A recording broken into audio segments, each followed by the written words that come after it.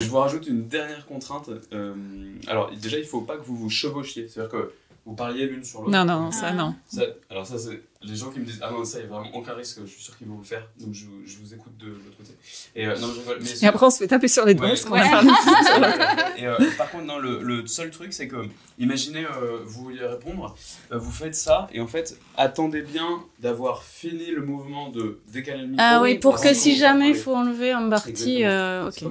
On n'a pas, ne pas avoir peur de mettre des blancs. Exactement. Okay. Et donc voilà, une fois que vous avez dans votre tête, vous avez dit c'est bon, le micro est bien décalé. On peut commencer à parler. Ça va, je vous ai mis suffisamment à l'aise. Oui, c'est ça, moi aussi.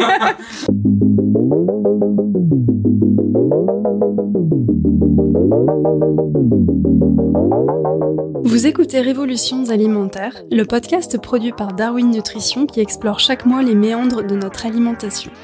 Ici, nous parlons poids cassé, impact carbone, santé, sociologie, écologie, féminisme et même littérature.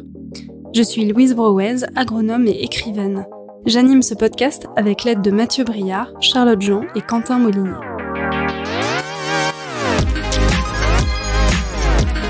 On entend parler d'inflammation à tout va aujourd'hui. On ne sait pas bien si ça concerne nos corps, nos cœurs, nos esprits, nos écrans ou même nos forêts. Sclérose en plaques, polyarthrite rhumatoïde, thyroïdite de Hashimoto, maladie inflammatoire chronique de l'intestin. Ces maladies invalidantes, d'origine auto-immune pour la plupart, touchent 5 à 8% de la population et ce chiffre ne fait qu'augmenter. 3/4 de ces malades sont des femmes. Le protocole AIP, dont nous allons parler aujourd'hui en luttant contre l'inflammation chronique et donc les dysfonctionnements du système immunitaire, permettrait de les réduire au silence.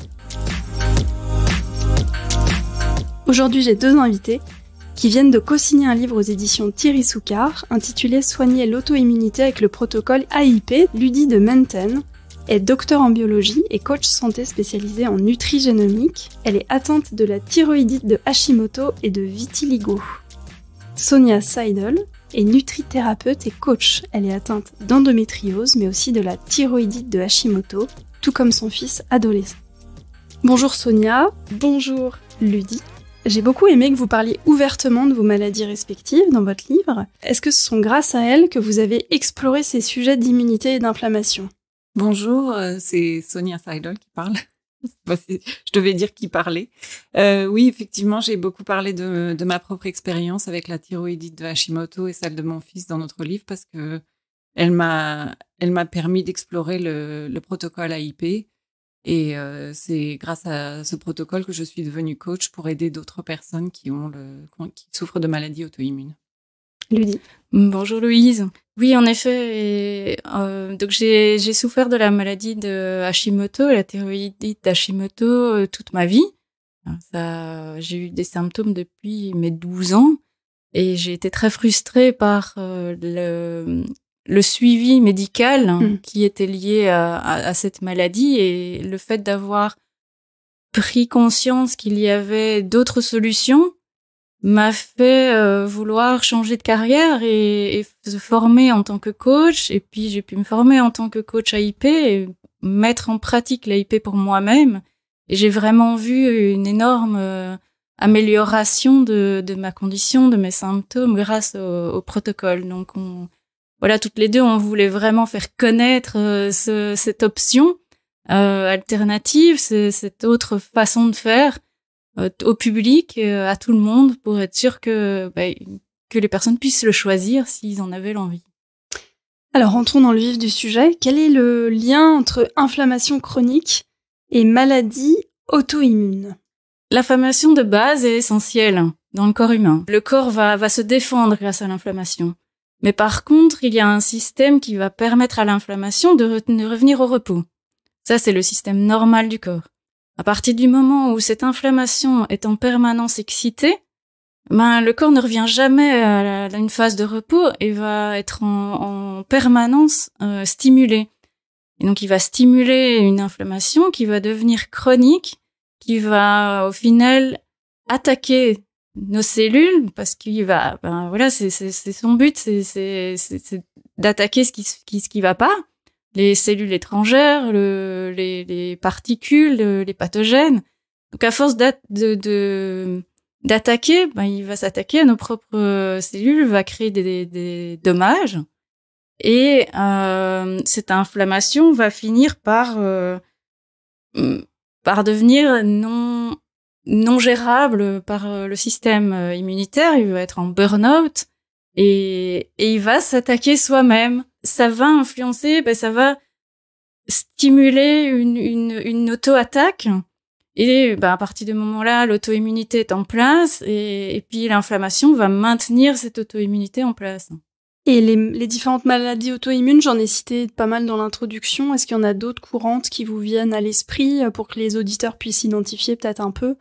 Alors, les plus courantes qu'on entend beaucoup, c'est le diabète de type 1, la maladie cœliaque, la sclérose en plaques, l'arthrite rhumatoïde, le vitiligo, le lupus, il y en a une centaine. Et quels sont les déclencheurs alors? Parce que vous parliez justement de ces attaques, il y a trop de stress et on n'est plus dans une inflammation entre guillemets normale. Quels sont ces différents déclencheurs? On imagine un petit peu ce que ça peut être dans notre monde, mais quels sont-ils? Alors, il y a 3 déclencheurs principaux. Il y a tout d'abord les prédispositions génétiques que l'on a tous dans notre corps. Oui. Et ces prédispositions vont pas forcément être activées par la suite. Ensuite, il y a les facteurs externes comme les toxines environnementales, les traumatismes, les infections, les carences alimentaires. Et enfin, il y a le déséquilibre du microbiote ou une dysbiose intestinale et l'intestin poreux. Ça fait quand même beaucoup de choses. Oui, et il faut que les 3 arrivent en même temps pour qu'on développe une maladie auto-immune. Est-ce que vous pouvez un tout petit peu développer la dysbiose intestinale et l'hyperperméabilité intestinale? C'est vraiment un exercice de prononciation, ce podcast. Parce que là, c'est vrai que ça nous concerne directement puisqu'on parle de nutrition. Alors, la dysbiose intestinale, c'est un déséquilibre qualitatif et fonctionnel qui se produit au niveau d'un microbiote, et en l'occurrence du microbiote intestinal, qui est localisé dans le côlon et l'intestin grêle. Et dans ce microbiote intestinal, il y a plus de 100 milliards de micro-organismes qui y vivent, ce qui est plus que le nombre de cellules qui vivent dans notre corps. Donc, c'est assez incroyable. Et donc, ce déséquilibre au niveau du microbiote est associé à certaines maladies auto-immunes, inflammatoires et nerveuses. En ce qui concerne l'hyperméabilité intestinale ou l'intestin poreux, qui s'appelle aussi intestin poreux. Plus facile à dire. Qui est beaucoup plus facile à dire. C'est lorsque les parois de l'intestin, qui sont normalement fermées, sont endommagées et perforées et qui laissent passer, qui facilitent le passage dans la circulation sanguine de substances que le corps ne doit pas ingérer normalement. Et donc, ce sont des toxines, des bactéries ou des aliments qui n'ont pas été digérés. Et c'est ce qui cause le syndrome de l'intestin perméable, excusez-moi. On s'y perd. Donc, voilà. Nous arrivons sur une grande question. Quels sont les aliments les plus inflammatoires et les carences associées? Alors, j'imagine bien que ça doit aussi dépendre des personnes. Certes, il y a peut-être des aliments très inflammatoires de façon générale, puis après des aliments qui sont plus ou moins inflammatoires sur certaines personnes. On va y venir après ensuite, quand vous allez nous expliquer le protocole IAP. Oui, comme vous dites, ça dépendra d'une personne à l'autre, mais d'office, ce qu'on dit souvent, on voit souvent les paroles d'Hippocrate qui disent la nourriture c'est notre médecine, mais la nourriture peut aussi être notre poison. Donc, en fonction d'une personne à l'autre, il y a des choses qui vont nous convenir et des choses qui vont pas du tout nous convenir. Mais on peut être d'accord sur le fait que il y a des aliments qui sont d'office inflammatoires pour tout le monde. C'est les aliments ultra transformés qui sont ultra riches en produits chimiques, on a fait un épisode là-dessus. Voilà, c'est plus de l'alimentation. On peut dire c'est du poison. C'est que du synthétique. Nos cellules les reconnaissent pas. Et comme nos cellules les reconnaissent pas, ça crée de l'inflammation. Donc c'est de nouveau, on repart dans un cycle d'inflammation. Et souvent, je trouve que dans notre monde moderne, on se retrouve avec des personnes qui sont suralimentées, mais sous-nourris. Enfin, Oui. on n'est pas assez bien nourri, mais on mange beaucoup trop. Et parce qu'au final, on ne fournit pas assez de nutriments à nos cellules qui ont besoin de nutriments pour pouvoir fonctionner de manière optimale. Et là, alors, on peut aller dans vraiment le scientifique et aller jusqu'aux gènes qui ont besoin de spécificité nutritionnelle pour pouvoir fonctionner, pour être activés, pour pouvoir créer des protéines, Et alors, on se retrouve, bah voilà, il faut des nutriments. Si on n'a pas de nutriments, que ce soit dans 5 jours ou dans 20 ans, on tombe malade. Et dans les autres aliments inflammatoires, j'aurais dit le sucre. Je me trompe? Il y a le sucre. La majorité des personnes, pour la majorité des personnes, ça va être le gluten moderne. Je dis bien moderne parce que ça va être du gluten qui va être à longue chaîne, c'est ça, sélectionné. Oui, sélectionné pour être résistant aux maladies, être résistant aux pesticides. Et finalement, c'est plus du vrai gluten naturel. Et alors, vous parlez du sucre, parce que oui, le sucre va être inflammatoire. Il y a le sucre, il y a tous les types de sucre. Les sucres artificiels qui sont des produits chimiques. Et il y a même le sucre naturel. À partir du moment où on en mange beaucoup trop, ça déséquilibre toute la glycémie. Et en déséquilibrant la glycémie, ça crée de l'inflammation. Comment améliorer notre digestion? On dézoome un petit peu, j'ai bien aimé dans votre livre, vous citiez 3 petites astuces, en particulier comment tenir sa fourchette, ça m'a amusé, donc je veux bien que vous reveniez là-dessus. Oui, alors pour améliorer la digestion, c'est super important parce que si on digère mal, on va pas absorber les nutriments correctement. Donc pour nous, la digestion est une étape très importante de l'alimentation, en fait, du fait de manger. Donc, le premier conseil que je donne, c'est d'être relaxé quand on s'apprête à manger. Donc, de s'asseoir à table et souvent, je dis à mes clients de prendre une respiration ou 2 pour vraiment se relaxer et savoir qu'on est prêt à manger et qu'on est dans un état de bien-être parasympathique, comme on appelle ça. Donc respirer à la place du bénédicité de jadis, quoi. Voilà, oui, il y a encore des gens qui disent ça, notamment aux États-Unis, c'est encore très courant. Mais le fait d'être assis, déjà, être détendu, pas d'écran, éviter de regarder la télé pendant qu'on mange, ou d'écouter un podcast, son téléphone, ou d'écouter un podcast. Avoir une conversation avec sa famille, on s'est déjà normalement plus détendu que si on regarde la télé. Ça dépend de la famille. Ça dépend de la famille, exactement. Après, il faut soutenir l'acidité de l'estomac. Donc, je conseille aux gens de boire un verre d'eau avec du citron ou du vinaigre de pomme dedans pour stimuler l'estomac à produire plus d'acide chlorhydrique, ce qui permet de digérer mieux pendant les repas. Depuis que j'ai lu votre livre, nous, du coup, on a une petite fiole avec du vinaigre de cidre à table. Ah, super. Et puis, le dernier conseil que je donne, c'est de manger avec attention. Donc, de mâcher suffisamment parce que les gens mangent bien souvent trop rapidement et ne mâchent pas. Et donc, si vous ne faites pas l'action de mâcher, bien souvent, il faut mâcher 30 fois un aliment que vous mettez dans votre bouche. Donc, c'est beaucoup. C'est beaucoup. Mais ça aide le corps à digérer correctement parce que ça permet de pré-digérer déjà en amont, en fait. Et ça permet de dire, votre bouche dit à votre estomac qu'il y a de la nourriture qui va arriver et qu'il se prépare à digérer. Donc, voilà. Et moi, j'avais noté aussi la fourchette. La fourchette, oui. Donc, si les gens mangent trop vite, notre conseil, c'est que les gens changent de main, utilisent pas la main avec laquelle ils mangent normalement. Ils tiennent leur fourchette pour les ralentir un peu dans leur façon de manger et de reposer la fourchette entre deux. D'accord. Ah oui, c'est quand même dans notre monde très... Oui. qui met en avant la vitesse, c'est quand même difficile. Mais oui, un exercice difficile. à tenter. Revenons-en au protocole dont vous parlez dans votre livre. Est-ce que vous pouvez nous expliquer en quelques mots en quoi il consiste, pour nous donner envie de le lire?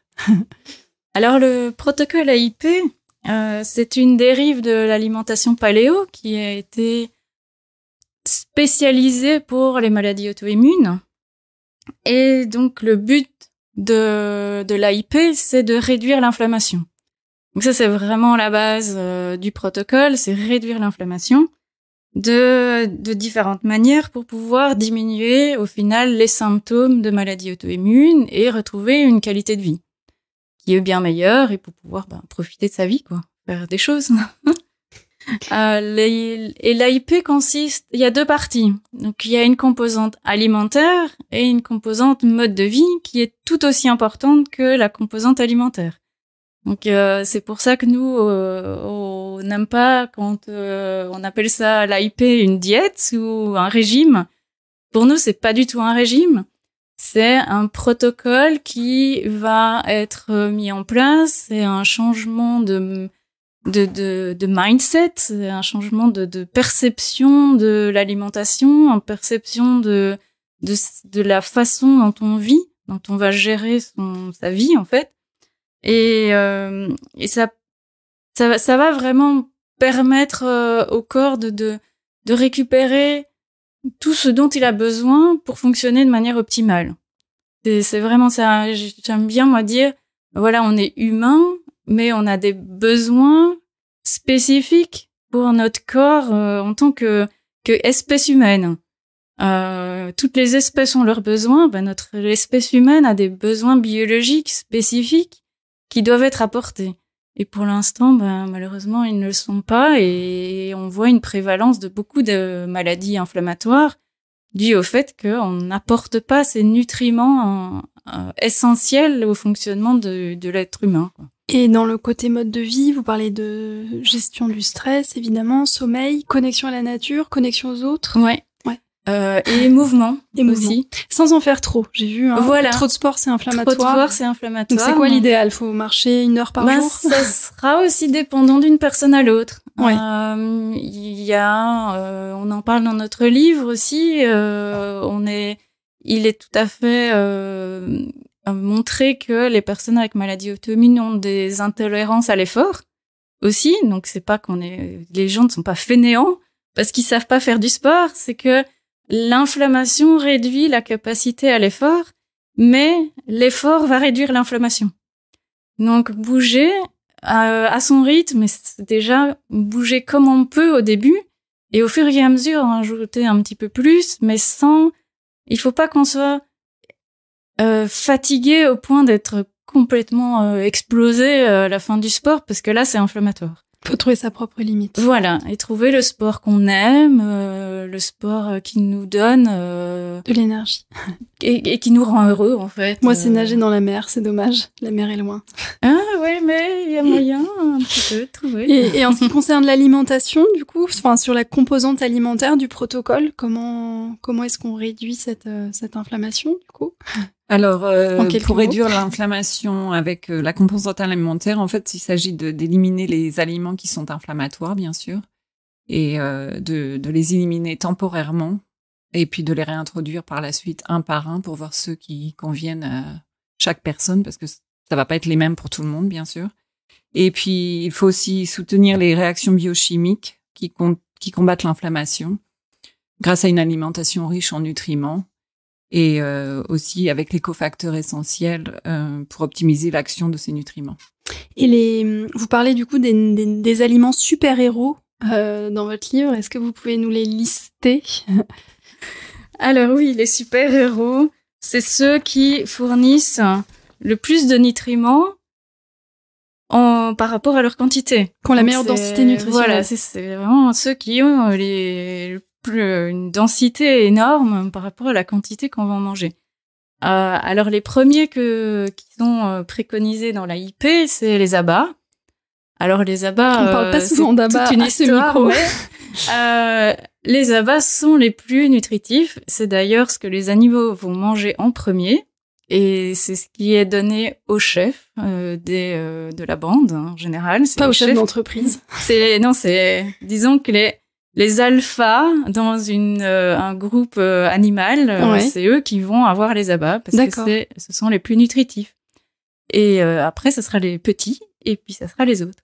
Mais les abats sont il faut revenir vers ce type de produits parce que ils sont déjà en plus bon marché et ultra nutritifs.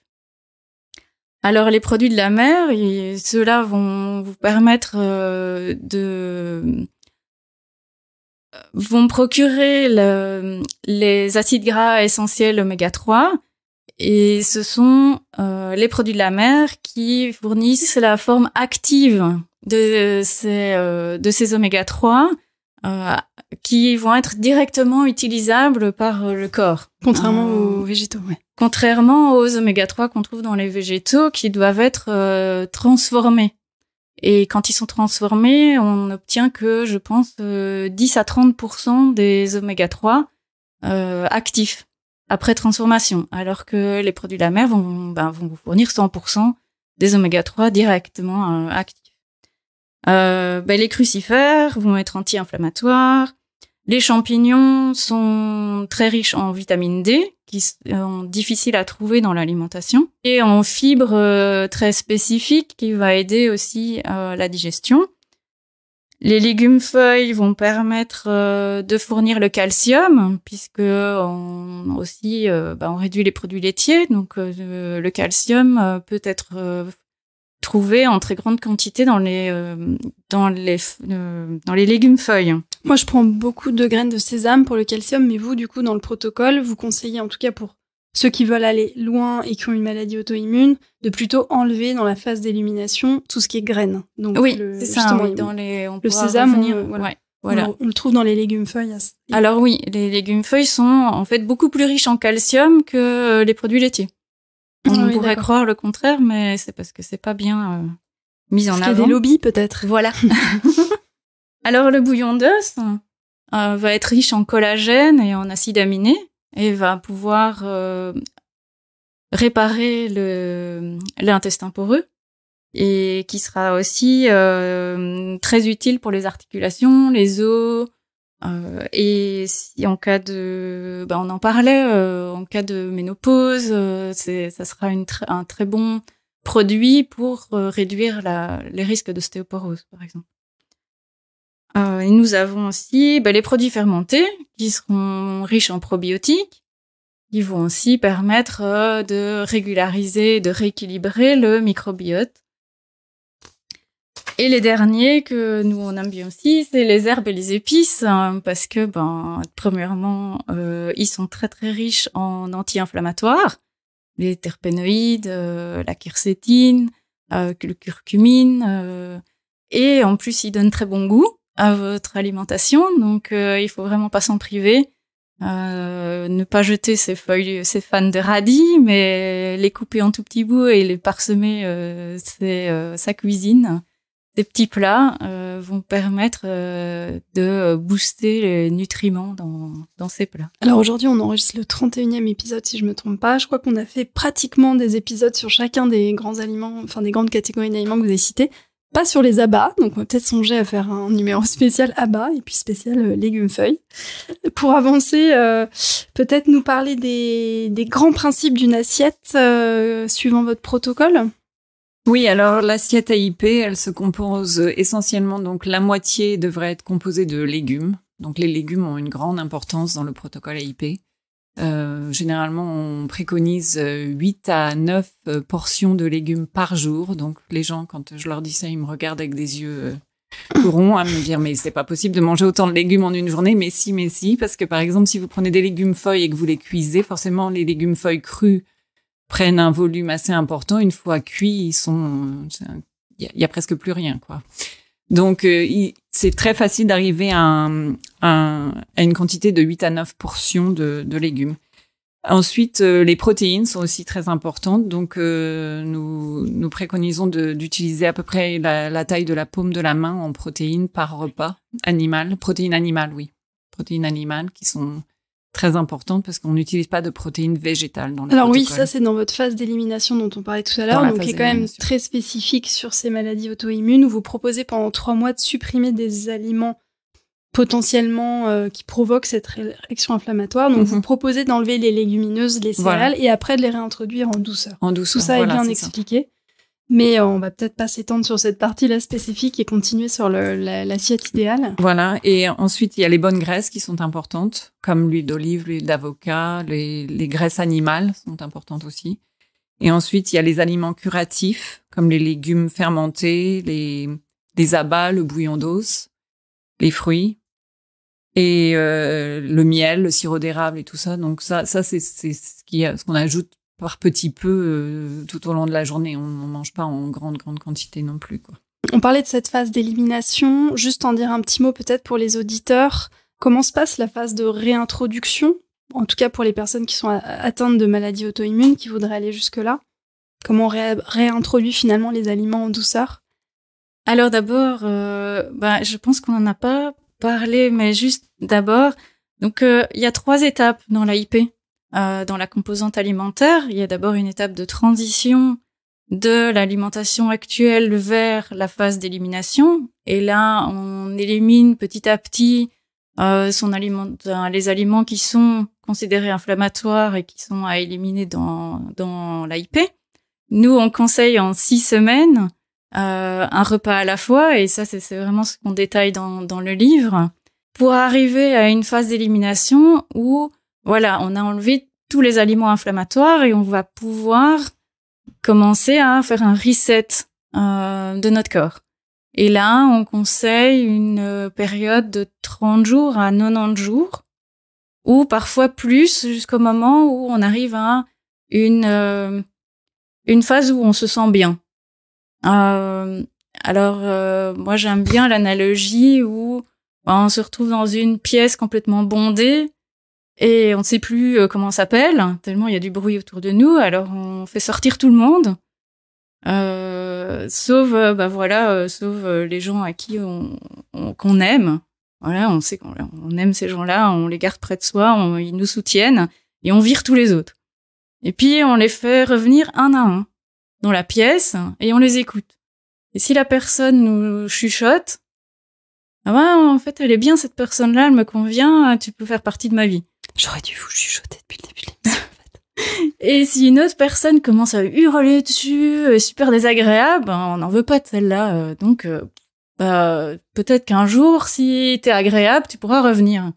Donc c'est vraiment ça, en fait. La phase d'élimination, on élimine, on retourne à une phase où on est bien, et puis on voit. Et on réintroduit un aliment à la fois, et on écoute notre corps. Et le corps va nous dire, celui-là, ça va, je peux en manger. Alors on l'intègre. Et les signes, ça peut être migraine, se sentir ballonné, fatigué. Voilà, il y a tout plein de symptômes. C'est pas que des symptômes digestifs. En effet, il y aura les maux de tête, la fatigue, l'irritabilité, même de la dépression, vraiment, ou même des fourmillements dans les doigts gonflés, la tronche gonflée quand on se réveille le matin, parce qu'on a mangé un truc qui convient pas. Il y aura un peu de tout comme réaction qui, finalement, parfois, vous avez jamais eu avant aussi. Ou ça peut être des symptômes qui reviennent de vos symptômes de maladie. Donc, voilà, ça c'est la réintroduction. Et pour certaines personnes, voilà, ils vont pouvoir réintroduire tout plein d'aliments et créer leur propre protocole alimentaire. En fait. Voilà, personnalisé. Chacun aura ses propres composants dans son assiette au final. Et vous êtes donc soigné d'une certaine façon avec ça. Vous disiez que vous preniez encore un traitement hormonal pour la thyroïdite, mais que vous aviez plus tous les effets secondaires très pénibles de cette maladie. Oui, c'est ça. Donc, moi, ça fait 20 ans, plus de 20 ans que j'ai été diagnostiquée avec la thyroïdite de Hashimoto, mais une maladie auto-immune, ça vient pas du jour au lendemain. Donc, ça faisait déjà longtemps que je l'avais, donc j'étais obligée de commencer à prendre des hormones de thyroïde. Et donc, depuis, je les prends toujours, mais mes symptômes ont complètement disparu. Et donc, ce qui me permet de me sentir mieux et de vivre mieux, parce que j'ai vécu pendant presque 15 ans avec les symptômes de la thyroïdite de Hashimoto, tout en prenant un médicament qui devait soi-disant m'aider, mais qui ne m'aidait pas au niveau physique, mais au niveau des symptômes, ça ne m'aidait pas du tout. Et pour finir, je vais vous demander, c'est la question traditionnelle, on termine toujours par là, une ou deux recettes fétiches que vous faites souvent, que vous aimez, peut-être une chacune, quelque chose qui vous tient à cœur. Alors ça, c'est difficile parce qu'en fait, on s'est partagé les recettes en deux. En fait, on a créé chacune 30 et 30 recettes. Alors moi, peut-être que la mienne, ça serait celle qui est la préférée de ma famille. C'est la cocotte de poulet aux légumes d'hiver. À chaque fois que je mets ce plat-là sur la table, toute ma famille est ravie. Et c'est quoi? C'est un poulet entier dans une cocotte avec justement les os pour le côté bouillon et avec non, beaucoup de légumes? ça fait pas le côté bouillon. Les os, je les récupère après pour faire le bouillon d'os. D'accord. Mais donc, c'est un poulet entier qui est cuit dans une cocotte avec des légumes d'hiver comme des... D'hiver ou D'' hiver? D'hiver. Non, D' hiver. Donc, je mets des patates douces, des carottes, des navets, des choses comme ça. D'accord. Mais vous pouvez mettre les légumes que vous voulez au bout du compte. Alors moi, j'en ai plusieurs. Ça dépend de la saison, ça dépend du type de repas, mais je dirais la salade de cœur de volaille. Ça, c'est une de mes préférées. Salade de cœur. Ouais, des salades de cœur. Il faut essayer les cœurs de volaille, c'est trop bon. Le pain de viande aussi, ça c'est super facile, ou la sauce bolognaise. Sans tomate, mais on sait faire une bonne sauce tomate, une sauce bolognaise sans tomate, c'est assez top. Et un petit sucré, les muffins de banane. Mais je vous dirais que vous devez acheter le livre pour les essayer et vous nous direz quoi, laquelle vous préférez. Merci beaucoup à toutes les deux.